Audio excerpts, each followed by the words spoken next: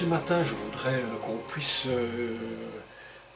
commencer ce cours sur les 10 commandements. Vous avez vu que j'ai un petit peu passé quelques étapes par rapport à ce que nous avions dit les semaines précédentes.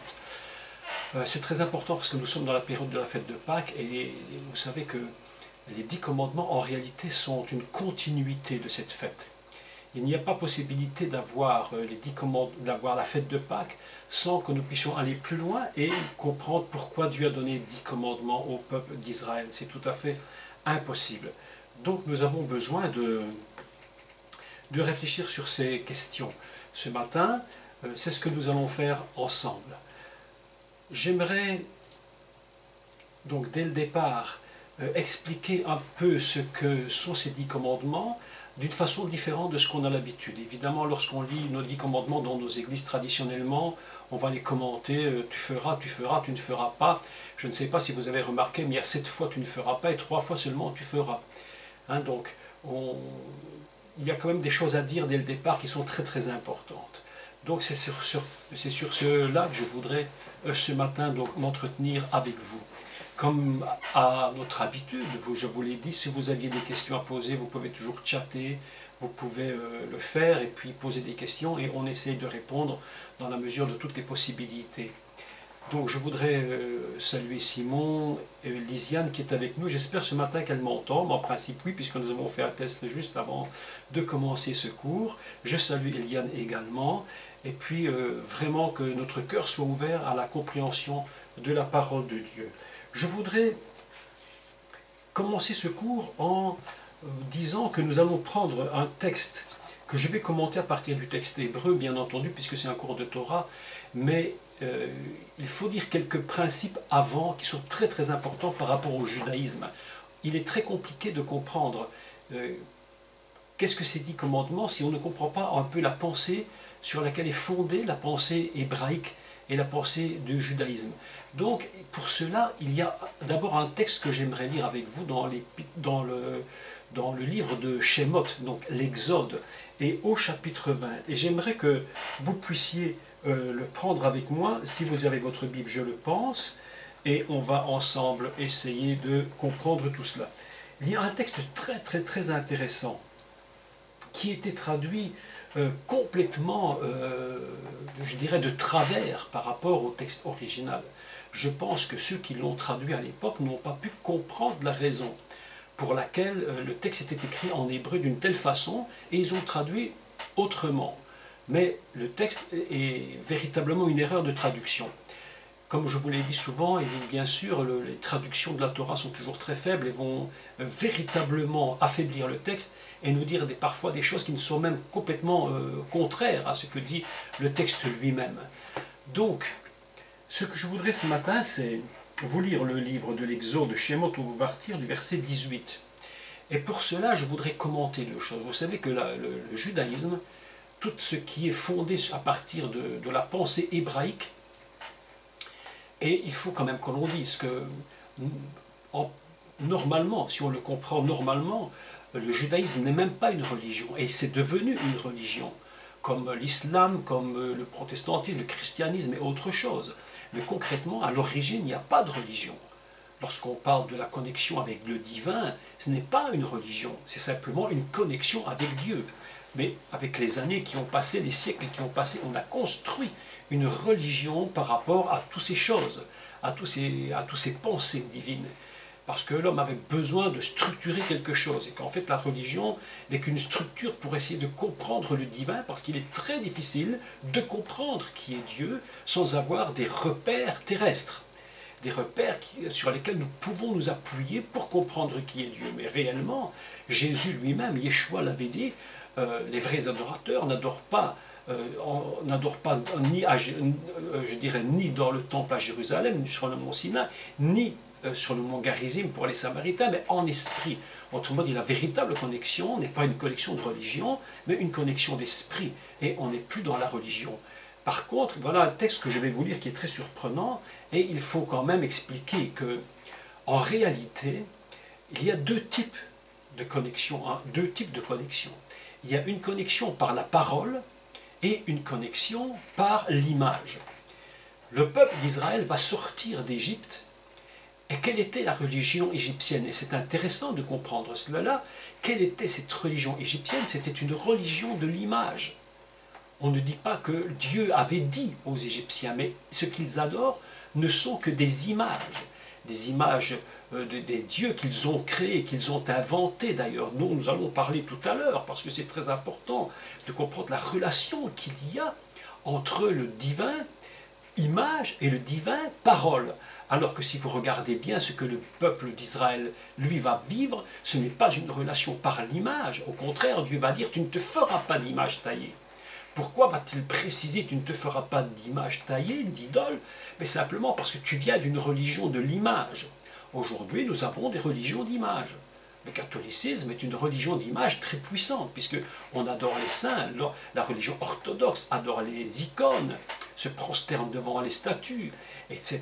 Donc ce sont des religions d'image. Et Dieu dit, tu ne te feras pas d'image taillée.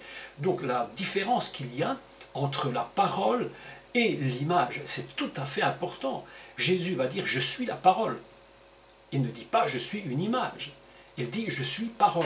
Celui qui comprend ma parole, autrement dit, tout ce qui est fondé sur le principe hébraïque est une religion qui, ou tout du moins, une connexion par la parole et non pas une connexion par l'image. C'est pourquoi il est écrit au chapitre 20 de l'Exode et au verset 18, mais je vais le lire en français, puis je vais vous le dire le traduire de l'hébreu en français pour que vous voyez la différence qui est absolument surprenante d'ailleurs. Très très très surprenant. Il va dire, si vous avez votre Bible, vous prenez au chapitre 20, verset 18.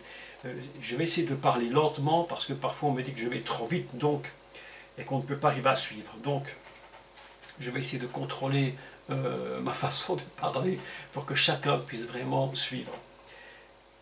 Après les 10 commandements, donc au verset 18, il est dit ceci. Écoutez le texte en français, puis je vais le dire en hébreu. Tout le peuple entendait les coups de tonnerre et le son de la trompette. Il voyait les flammes de la montagne fumante. Ça, c'est le texte français. Maintenant, si je traduis le texte purement de l'hébreu, littéralement en français, il est écrit « Tout le peuple voyait et non pas entendait. Tout le peuple voyait les voix. » C'est tout à fait surprenant. Il voyait des voix. Ce n'est pas une image, c'est des voix. Il voyait des voix, comme si on pouvait voir des voix. Les voix ne se voient pas. Les voix ne peuvent que s'entendre. Mais il y a une relation très importante que ce qu'il y ait sur la montagne, en réalité, ne sont que des voix. Ils n'en font qu'entendre une parole divine. Dieu ne se révélera jamais au peuple d'Israël par des images particulières, mais il va se révéler par la voix, par la parole.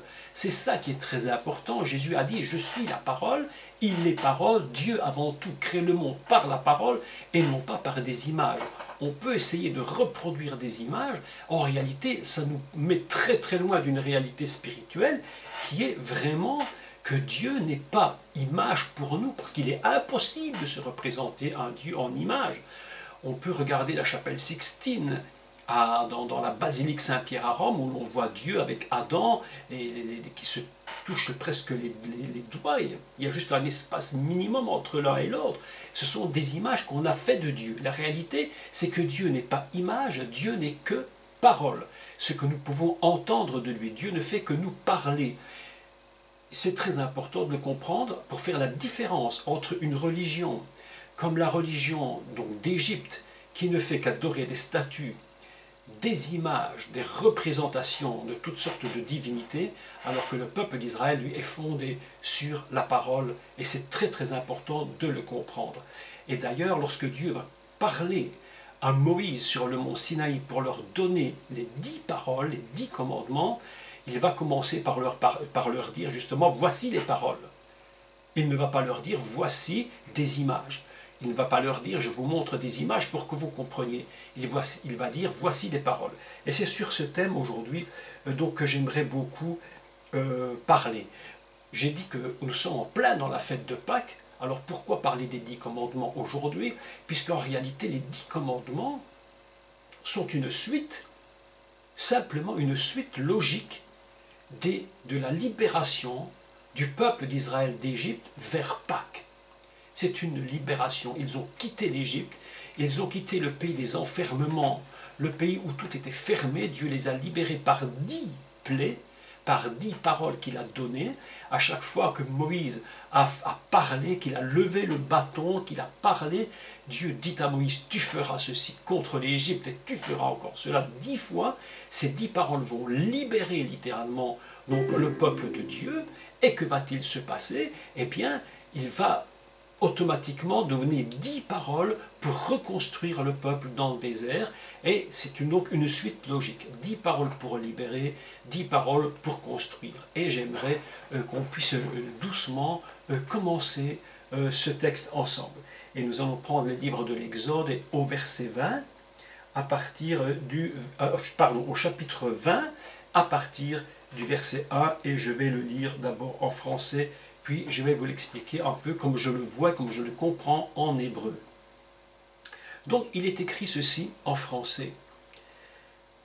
Alors Dieu prononça toutes ces paroles en disant, « Je suis l'Éternel ton Dieu qui t'ai fait sortir du pays d'Égypte, de la maison de la servitude. » Voilà déjà deux paroles tout à fait extraordinaires que Dieu va donner à Moïse et qu'il va donner évidemment au peuple d'Israël, comme s'il était très important, et il est très important qu'il explique, je vous donne des paroles, mais n'oubliez jamais que je vous donne ces paroles, mais que si vous recevez ces paroles, c'est parce que c'est moi, le Dieu d'Israël, c'est moi le Dieu tout-puissant, votre Dieu, qui vous ai fait sortir d'Égypte.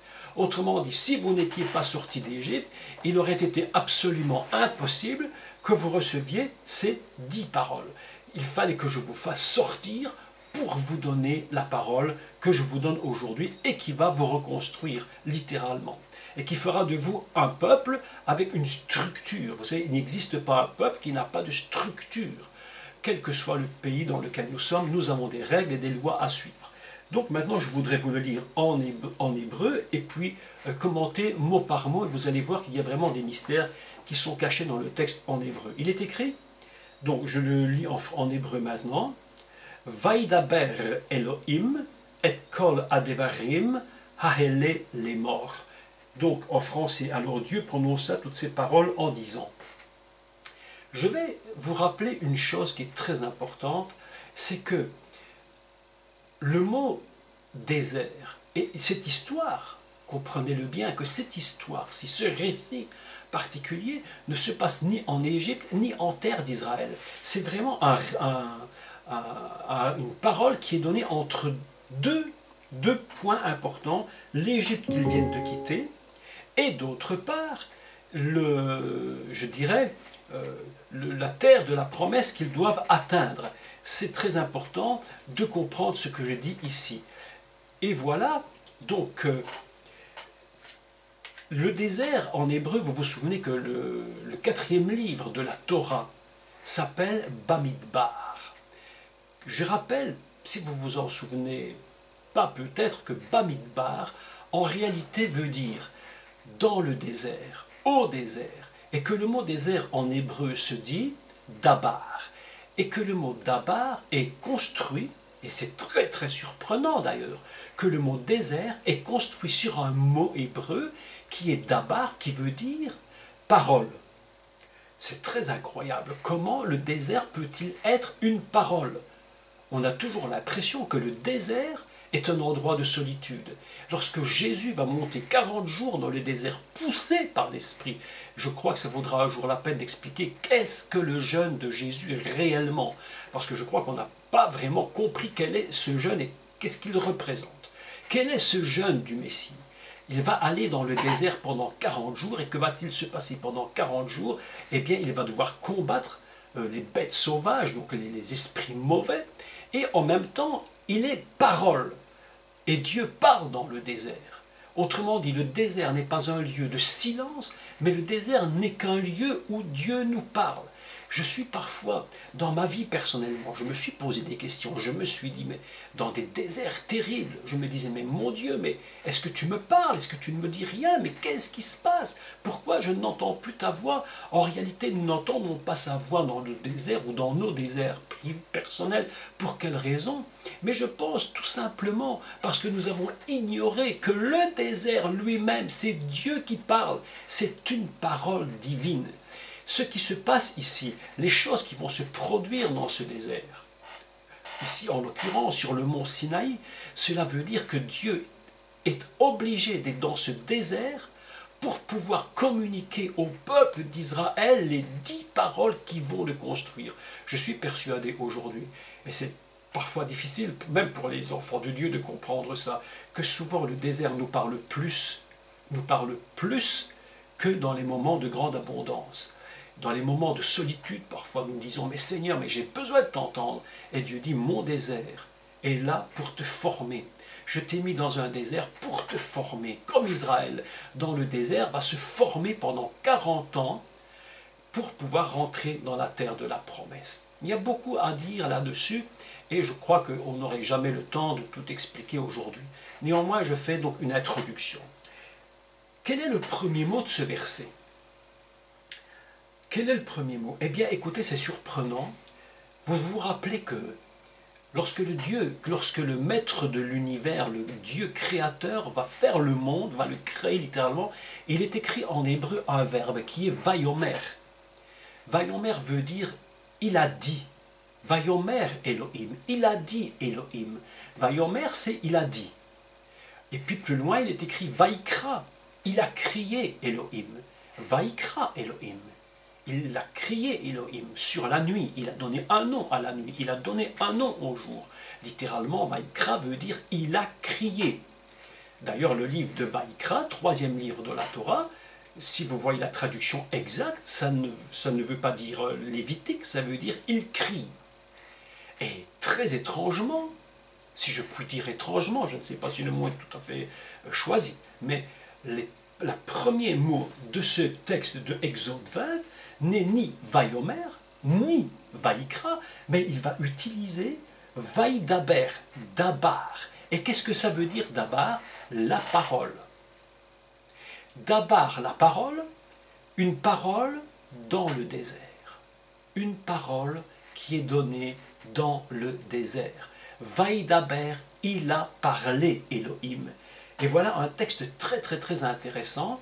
Dieu va exprimer quelque chose dans le désert, et pour parler dans le désert, il va utiliser la parole du désert, comme le désert lui-même étant un lieu indispensable pour que les 10 paroles de Dieu puissent être reçues par le peuple d'Israël, et entre autres par Moïse, qui va le communiquer au peuple. Vaïdaber Elohim.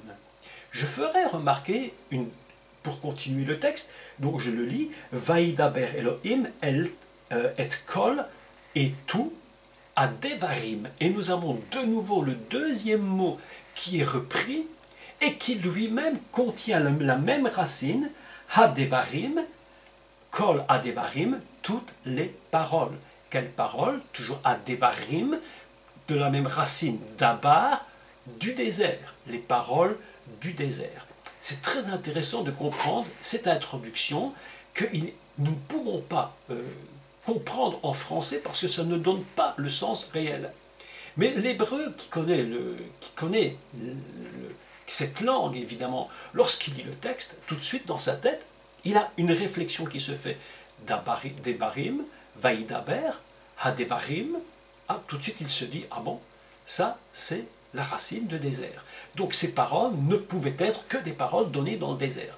Pourquoi Dieu n'a pas dit Vayomer Elohim? Pourquoi n'a-t-il pas dit Vaikra Elohim? Mais il dit Vaïdaber Elohim et kol Hadevarim, parce que ce sont les paroles qui sont dites dans le désert. C'est très important de le comprendre. Deuxième chose que je voudrais vous faire remarquer, et c'est ce que je fais ici, vous comprenez très bien comme moi, on est en train de faire un décodage simplement du texte, qui est très intéressant d'ailleurs parce que lorsque Dieu donne des paroles dans le désert, il va utiliser deux façons de parler de lui-même. Il y a deux façons dont Dieu parle et s'exprime au sujet de sa propre personne. La première façon dont il parle, il va dire « Vaïdaber Elohim ». Qu'est-ce que Elohim? Elohim représente le Dieu dans la création. Selon qu'il est écrit dans Bereshit chapitre 1, Bereshit bara Elohim. Au commencement, Dieu créa.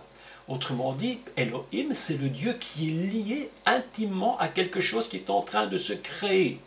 Vous vous souvenez que je vous avais expliqué, plus d'une fois d'ailleurs, si je ne me trompe, que Dieu est un Dieu qui commence, qui va recommencer, qui va de nouveau faire quelque chose, une nouvelle création, jusqu'à ce que Paul même lui dise, l'apôtre Paul dise lui-même, que nous sommes une nouvelle création. Toutes choses anciennes sont passées et tout est devenu nouveau.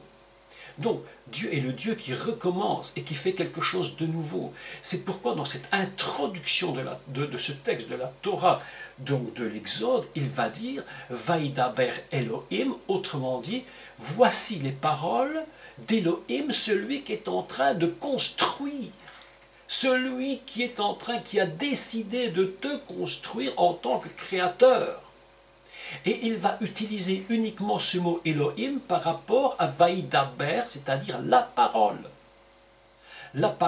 du désert. Cette parole du désert est fondée sur le mot Elohim, elle se colle l'une à l'autre littéralement, comme si Dieu voulait véritablement nous dire, attention, je suis en train de te donner des paroles dans le désert, mais sous l'image réellement du Dieu qui est en train de créer quelque chose.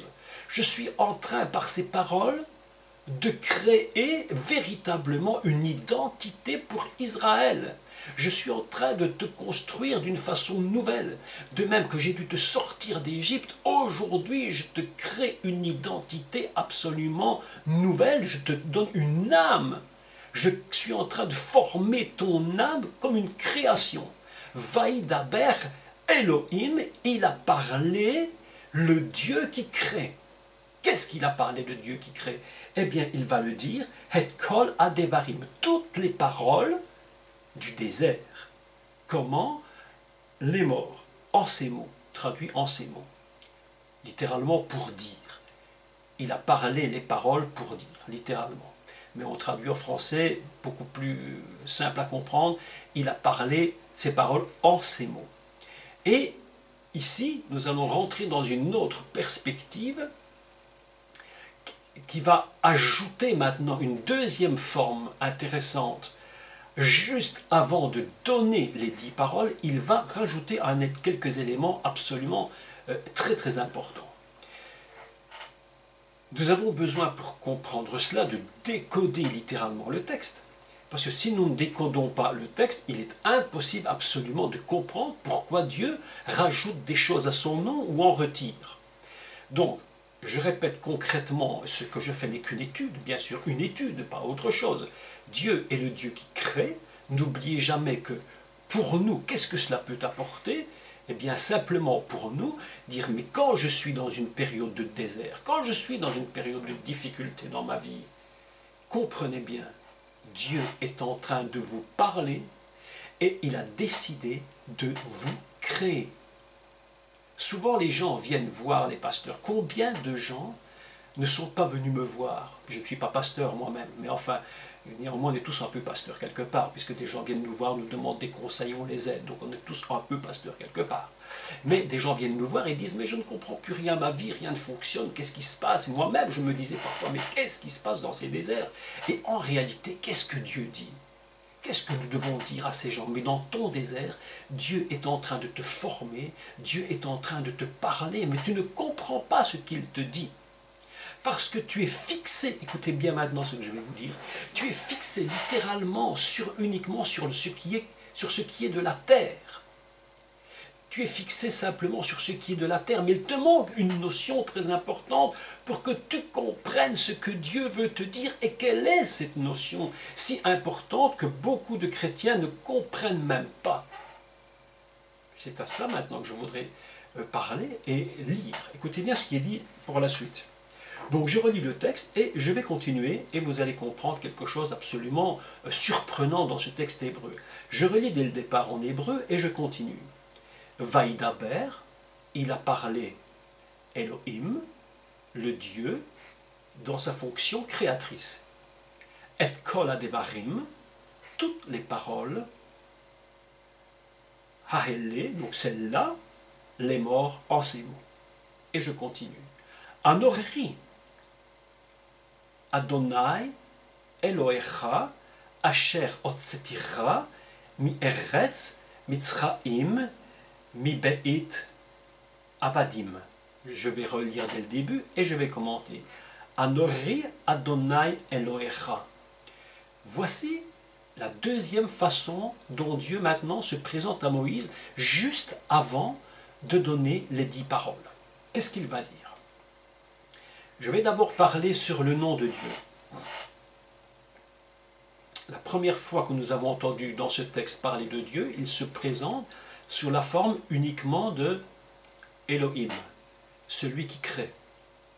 Lorsqu'il parle la deuxième fois, il ne se présente plus sous cette même forme uniquement, il va rajouter 2 notions.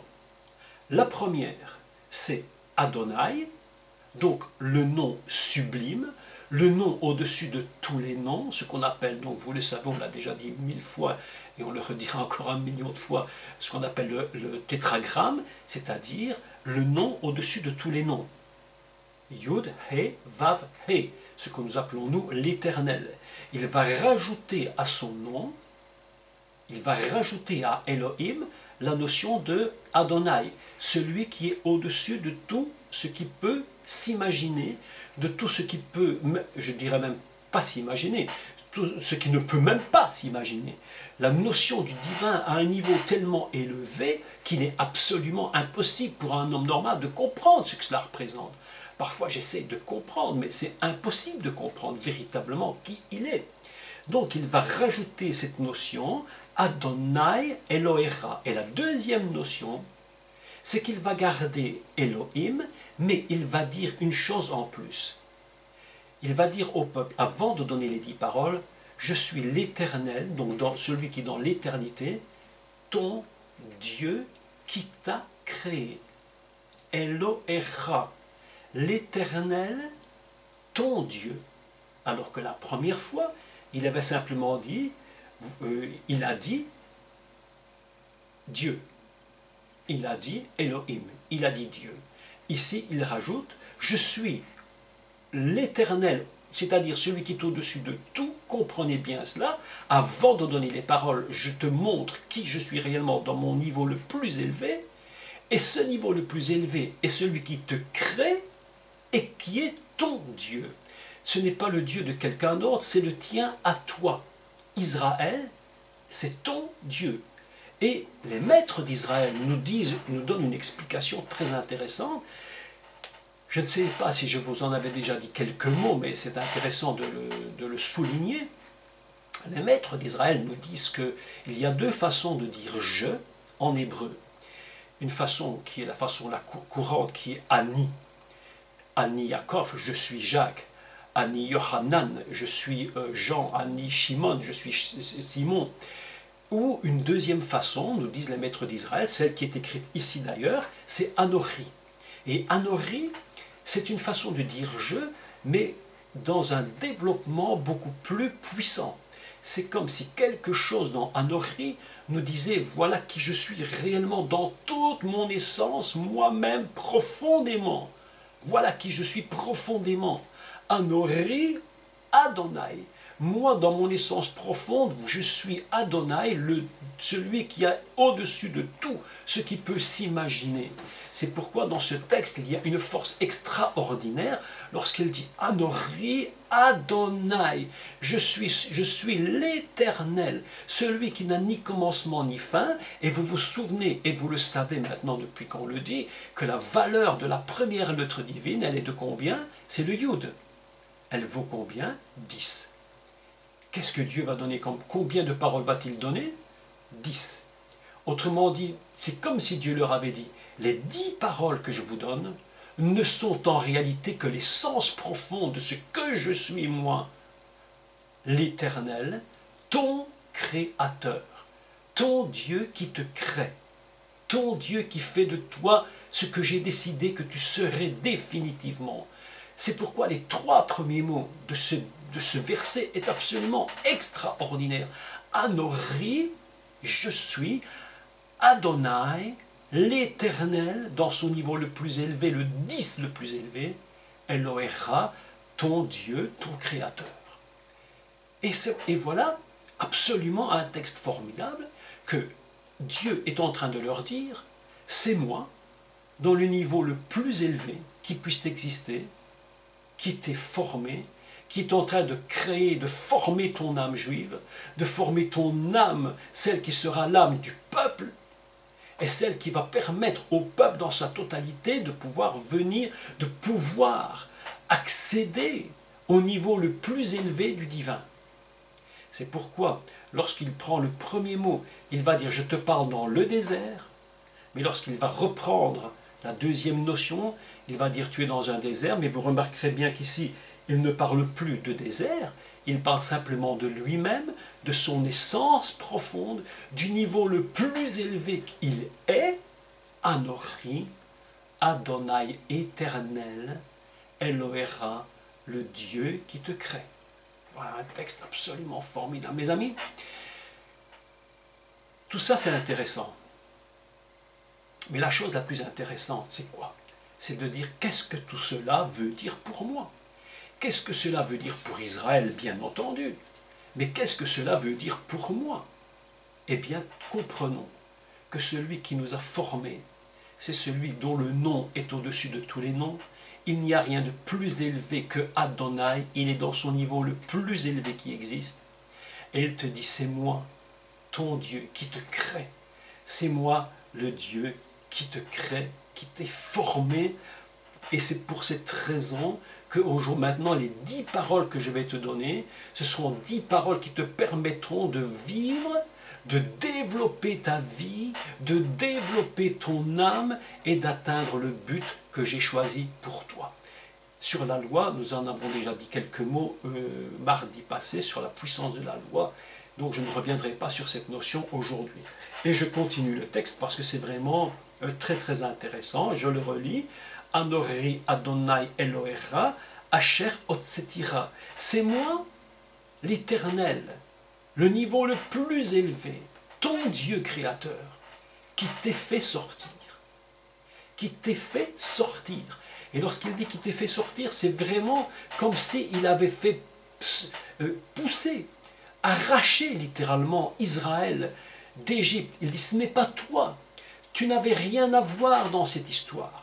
Pour sortir d'Égypte, tu ne pouvais rien faire par toi-même. C'est pourquoi il est impossible de penser à la fête de Pâques, à la fête de Pessah, si nous ne pensons pas non plus à ce que Dieu dit pour les 10 commandements. En général, lorsqu'on parle de Pâques, on se tient toujours à ces notions fondamentales, sortie d'Égypte, où Jésus mort sur la croix, tout ça est absolument vrai, évidemment. Mais réellement, que se passe-t-il? Il va leur dire, si je te donne les paroles, c'est parce que c'est moi qui t'ai fait sortir. Personne, ni toi-même ne pouvait sortir d'Égypte. C'était tout à fait impossible. Tu n'en avais pas les moyens. Tu étais dans un pays fermé, un pays complètement, je dirais, limité. Il n'y avait pas de sortie nulle part, ou que tu cherches une sortie, il n'y en avait pas. C'est moi, Otsetira. C'est moi qui t'ai fait sortir. Le Dieu Tout-Puissant, celui qui est ton Créateur, j'ai dû te faire sortir pour que tu puisses commencer à grandir. Vous savez que quelques notions sont très importantes par rapport à l'exil. Vous savez que le peuple d'Israël s'est formé en nombre et en quantité. Où est-ce qu'il a commencé de se développer en nombre et devenir excessivement nombreux? C'est en Égypte, la terre de l'exil. Mais à un moment donné, il faudra bien que ce peuple sorte de cette terre d'exil pour commencer à se former.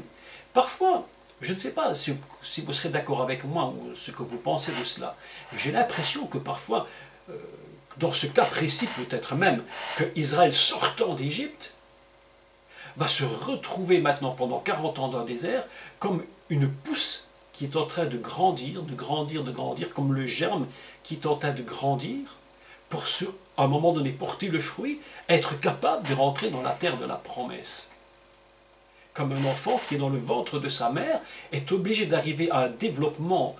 Vous savez que, ça vous le savez bien entendu, que lorsque une femme est enceinte, elle est enceinte par comment se fait-il qu'elle le soit? Simplement par la rencontre donc d'un spermatozoïde et d'un ovule, donc d'une semence et d'un ovule. Les deux ensemble, ils sont deux. Ils ne sont que deux. Après 9 mois, ils sont des millions de, je ne connais pas le nombre, qui se sont reproduits, multipliés, mais que lorsque l'enfant est formé, c'est-à-dire formé où? Dans l'exil. Dans l'exil, puisque la semence était plantée, elle a quitté l'homme, elle est rentrée dans le ventre de la femme, elle est littéralement en exil, c'est là qu'elle s'est développée. Et il faudra qu'elle sorte, cette semence, lorsqu'elle s'est devenue un enfant. Eh bien, Israël est dans la terre d'Égypte, il se multiplie à l'extrême, et puis il va quitter cette terre pour devenir comme un germe qui va commencer de pousser, mais pour qu'il devienne véritablement une nation à part entière dans son propre pays, parce qu'on peut être un peuple et ne pas être une nation. On peut être un peuple hors, répandu sur la terre, mais pour être une nation, il faut une terre précise. Et voilà que pendant 40 ans, Israël lui-même se trouve là dans le désert comme en train de se développer pour pouvoir rentrer dans la terre de la promesse. Et Dieu lui dira, ce n'est pas toi qui as fait cela. Tu n'es pas même responsable de cela. Le seul qui ait fait cela, c'est moi dans le désert, l'Éternel, celui qui n'a ni commencement ni fin. Je suis ton Dieu à toi et pas à un autre. À toi, Israël, je te dis, je suis ton Dieu, ton Créateur. C'est moi, par ma force toute puissante, qui t'ai fait sortir d'Égypte. J'ai utilisé le niveau le plus élevé. Vous savez, Paul va dire une phrase extraordinaire. L'apôtre Paul va dire, il dit que Dieu a comment il dit cela encore, déployé sa force dans le niveau le plus élevé en faisant quoi? Quel est le niveau le plus élevé qui va permettre à Dieu de développer sa puissance? Eh bien, Paul va le dire en ressuscitant Christ d'entre les morts. Il va falloir que, et Israël, c'est un peu comme une résurrection, ils vont quitter un endroit et il va naître littéralement, et Dieu dit, moi l'Éternel ton Dieu, par les 10 paroles, je t'ai libéré totalement. Et maintenant, par 10 paroles, moi l'Éternel ton Dieu créateur, eh bien c'est moi qui vais te construire littéralement par les 10 paroles que je vais te donner. Je suis le seul responsable de ta sortie, parce que lorsque tu étais en Égypte, eh bien, je savais que tu souffrais, mais j'ai entendu tes cris. Ce texte m'a beaucoup surpris, parce qu'on a l'impression que si Dieu n'entend pas les cris, Dieu ne fait rien. Il dit, Dieu entendit leurs cris, et il se souvint. C'est très étrange, parce qu'on a l'impression que Dieu ne se souvenait pas, tant qu'il ne criait pas. Et parfois, c'est vrai que nous avons besoin de crier, Dieu, s'il te plaît, mais ne nous laisse pas comme ça, fais quelque chose pour nous. Et Dieu entendit leurs cris et il les a sortis. C'est pourquoi elle dit, Ani Adonai Elohecha, Asher Otsetira, qui t'ai fait sortir du pays d'Égypte. C'est très intéressant. Je t'ai fait sortir du pays d'Égypte. Et puis il va continuer la deuxième notion du pays de la maison de la servitude. Ici, nous sommes dans deux notions différentes. Avant que Dieu donne définitivement les 10 paroles, il va mettre deux notions. Une première notion, c'est la notion d'un pays de servitude. Écoutez, la deuxième notion est terriblement dangereuse si nous ne faisons pas attention. La deuxième notion, c'est la maison de la servitude. Il y a une différence entre un pays et une maison. Un pays, c'est vaste. Une maison, c'est restreint. On peut très bien être esclave dans un pays, mais être dans une maison et se dire, dans ma maison, je suis maître chez moi, et je me sens libre chez moi. Eh bien ici, même pas. Le peuple d'Israël était littéralement enfermé dans une nation qui l'avait complètement limité, incapable de faire quoi que ce soit d'autre que de rester soumis à Pharaon. Deuxième notion, c'est plus fort encore qu'un pays, c'est leur propre maison. Ils ont considéré même que c'était devenu leur maison. Qu'est-ce qu'une maison? C'est là où nous vivons, là où nous avons des relations avec notre épouse, nos enfants, etc. Eh bien même cette maison est devenue un véritable lieu d'esclavage. C'est absolument terrible. Et voilà ce que Dieu leur dit. Je t'ai libéré de deux choses. Basiquement deux choses. La première, c'est un pays de servitude. La seconde, c'est une maison. Vous savez que il y a des prisonniers qu'on a mis en prison pour des raisons qui n'étaient pas valables. Je pense par exemple à Nelson Mandela, je pense encore à bien d'autres, à Gandhi et encore à d'autres. Et qu'est-ce qu'ils disaient lorsqu'on les a mis en prison? Vous pouvez nous enfermer. D'accord? Ça c'est l'État qui l'avait fait. C'est la nation. Vous pouvez nous enfermer. Mais notre tête, elle est libre. Autrement dit, ma maison personnelle, elle est libre. Tu peux m'enfermer. Ça, tu peux le faire. Mais ma notion personnelle, elle est libre. Tu ne peux pas me tenir prisonnier. Tu peux me tenir prisonnier dans un pays, mais ma tête est libre. Et bien ici, en Israël, c'était pire. Ils étaient dans une nation enfermée, mais leur propre maison, leur propre vie, leur propre conception de la vie était littéralement aussi enfermée. C'est pourquoi Dieu va leur dire deux choses si importantes. Il va leur dire la première, je t'ai d'abord libéré de la nation. Deuxièmement, je t'ai libéré toi-même de ta propre maison d'enfermement. Parce que tant que tu n'auras pas compris que je t'ai enfermé dans une propre nation d'enfermement, tu ne pourras pas comprendre que c'est moi, l'Éternel, qui va te donner 10 paroles pour te sortir, qui va te donner 10 paroles pour te reconstruire littéralement. C'est pourquoi l'introduction de ces premiers versets est absolument fantastique. Et je le redis et je le relis. Vaïdaber, les paroles du désert.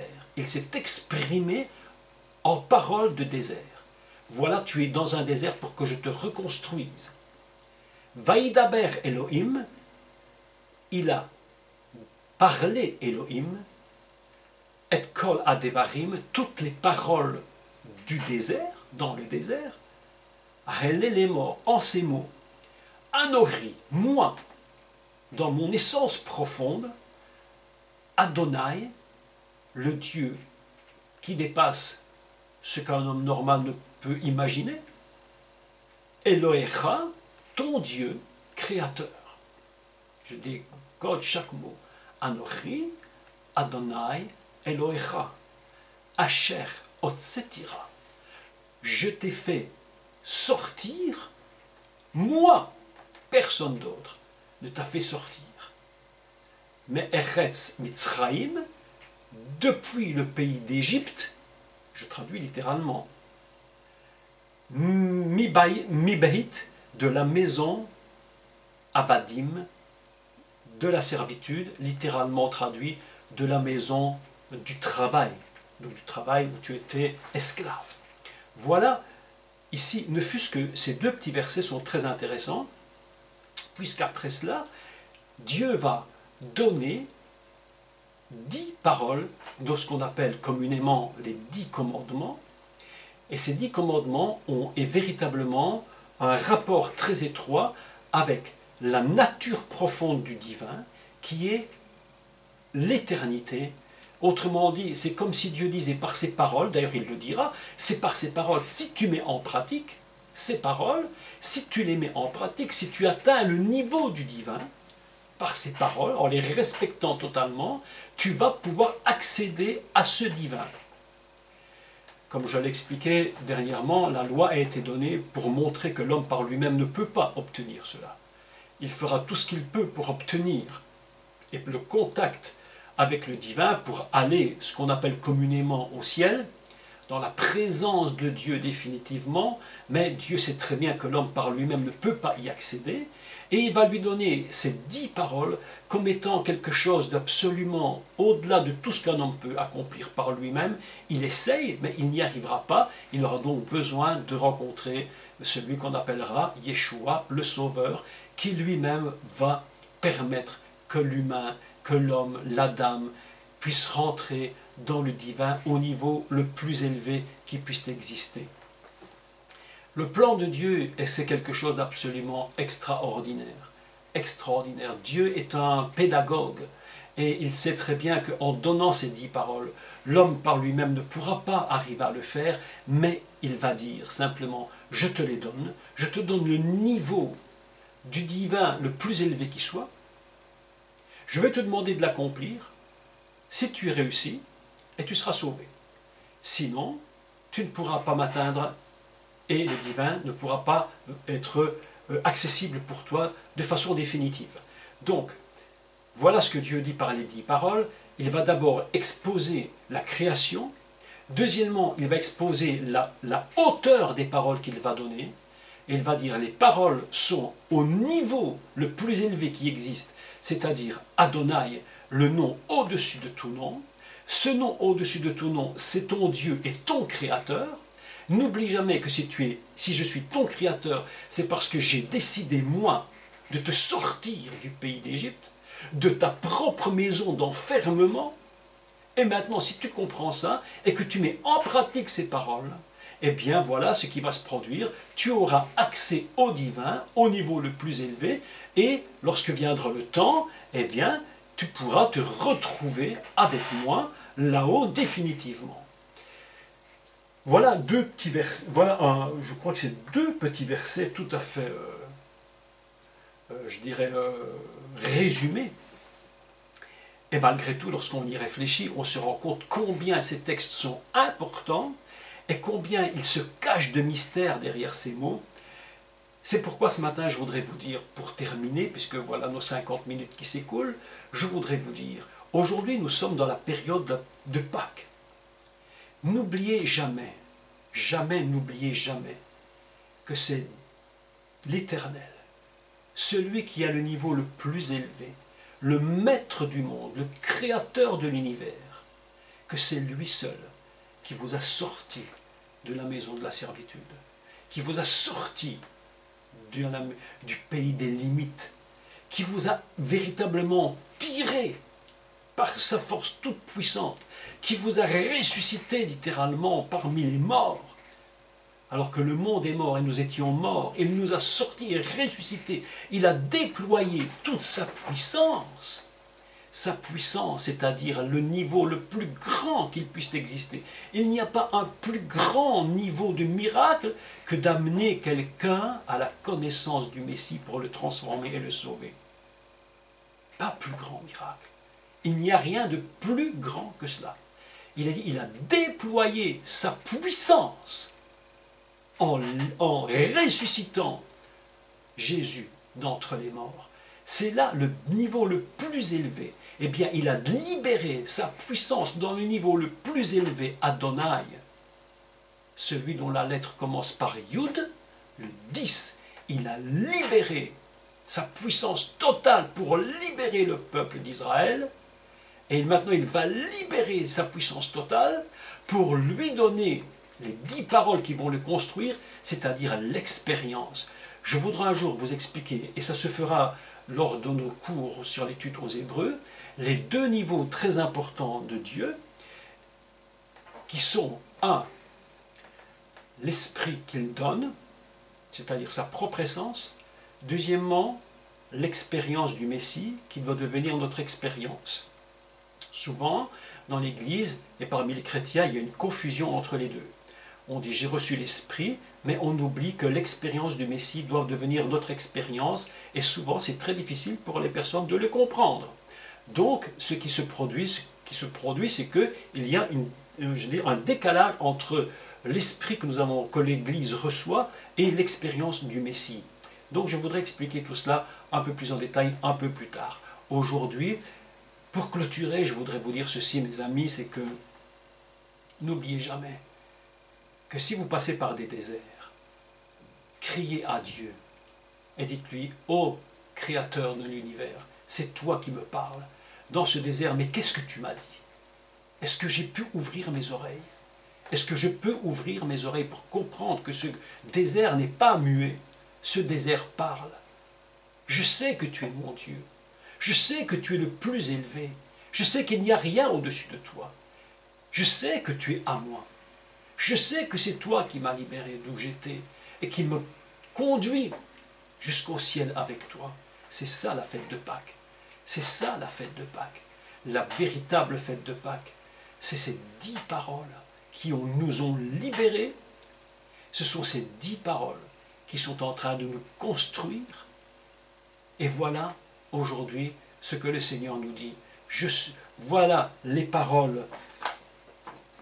Il a dit, le Dieu créateur, toutes les paroles. En ces mots, je suis l'Éternel, ton Créateur, ton Elohim, qui t'ai fait sortir du pays d'Égypte, de la maison de la servitude. Mes amis, c'est ce matin ce que je voulais vous enseigner en quelques dizaines de minutes. Accrochez-vous à cette parole. Rien n'est plus élevé que lui. Il est le seul, le plus élevé. Si le peuple d'Israël pouvait comprendre un seul instant que Yeshua est véritablement celui qui a accompli les 10 paroles, le seul qui a accompli les 10 paroles parfaitement sans jamais se tromper, il comprendrait instantanément que le plus haut niveau a été atteint. Ce que aucun homme n'a pu atteindre, le Mashiach l'a atteint. C'est pourquoi Dieu dit, je te mets en lui, afin que lorsque Dieu te regarde, qu'est-ce qu'il voit? Il voit l'expérience du Messie, qui est le seul qui ait accompli ces 10 paroles. Et nous aurons l'opportunité, dans les semaines qui viennent, de continuer d'expliquer ces 10 paroles en détail et ce qu'elles veulent représenter pour chacun de nous et comment Dieu va vous permettre de comprendre que toute l'expérience du Messie va devenir votre expérience personnelle. Je suis convaincu, parfaitement convaincu, qu'il n'y a personne sur cette terre qui n'ait pu atteindre le niveau de 10 comme le Mashiach l'a accompli. Il est le seul et